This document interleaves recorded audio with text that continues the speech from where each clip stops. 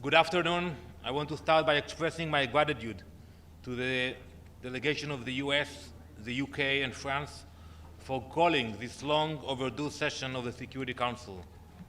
What is happening now here in this building is unprecedented. We hear many voices demanding that we halt our efforts, lay down our weapons.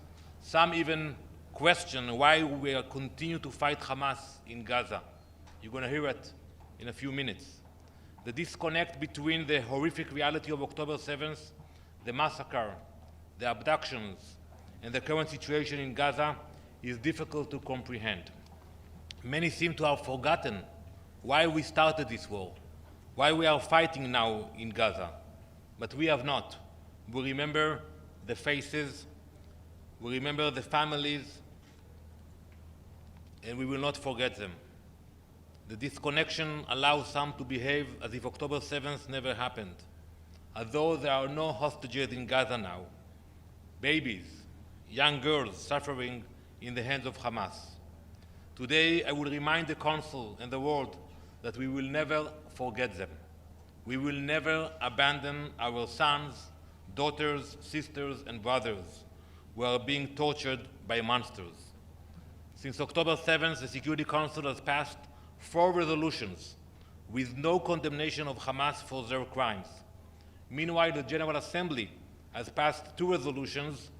Hamas is never even mentioned in either resolution. They vaguely mention the release of those held captive, but fail to identify the Hamas monsters who took them. Today, I will demand that the Security Council adopt a clear and unequivocal resolution. This should not require negotiations or deliberations. The Council has a moral obligation to adopt a very simple resolution that condemns Hamas, their atrocities, designates them as a terrorist organization, and demand the release of the hostages. Thank you. Thank you, Ambassador. I'm Sheri Fitcherton from Anadolu Agency. I would just like to ask you about the latest situation on the hostage deal and ceasefire talks. Prime Minister Netanyahu has been criticized by many, including President Biden, for not doing enough, and the protesters in Israel, some of them, are also blaming the Prime Minister for not wanting to reach a deal. Are you disappointed by this criticism, or do you not take it into consideration at all? And could you elaborate on the latest situation on the talks? Thank you. Well, first, I'm proud to be in a strong democracy, that one is allowed to demonstrate and to criticize the government. We haven't seen any demonstrations in Gaza since October 7th, and I'm sure you have a lot of people who are not happy with what's happening there. But let's speak about the facts regarding the ceasefire proposals. On May, the US presented a draft agreement. We said yes, Hamas said no. In August, it happened again. The US put another draft. We said yes, Hamas said no. So I think the blame is on Hamas, not on the Prime Minister and not on the Israeli government. Yes, please. Yes, Ambassador, Shudaji with China Central Television. I have 2 questions, but first, sorry for the loss of 6 lives. But how would this tragic event impact? Will you still have this negotiation going on, and will there be any terms changes? So we will continue in our efforts to bring the boys and girls back home. Today I will reveal in the Council some of the testimonials of the hostages who were able to get out of the tunnels of Hamas. We will pray and we will fight to bring them back.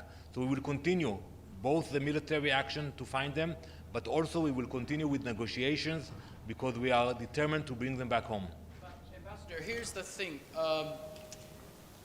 Prime Minister Netanyahu has spoken many times that the target for the military operation in Gaza is to eliminate the capacity of Hamas. While you're still having the negotiation with Hamas, can you elaborate a little bit why Hamas would engage a negotiation that even they had a deal, they were still doomed to be eliminated? No, for the future of Gaza and the future of Israel, Hamas will not be in presence in the near future. We are moving. We are achieving our goals, but at the same time, we cannot leave behind the hostages. It's a part of the Jewish value to pray and to do whatever we can to release the hostages, and that's why we are actually not negotiating directly with them.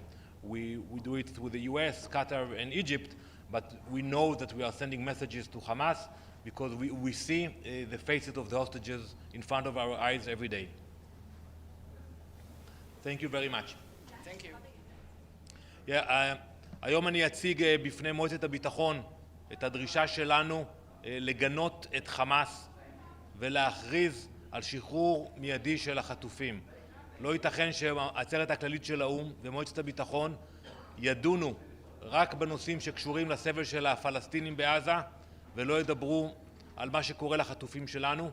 אני מודה לארצות הברית, צרפת ובריטניה שכינסו את הדיון החשוב הזה היום, אבל זה לא מספיק.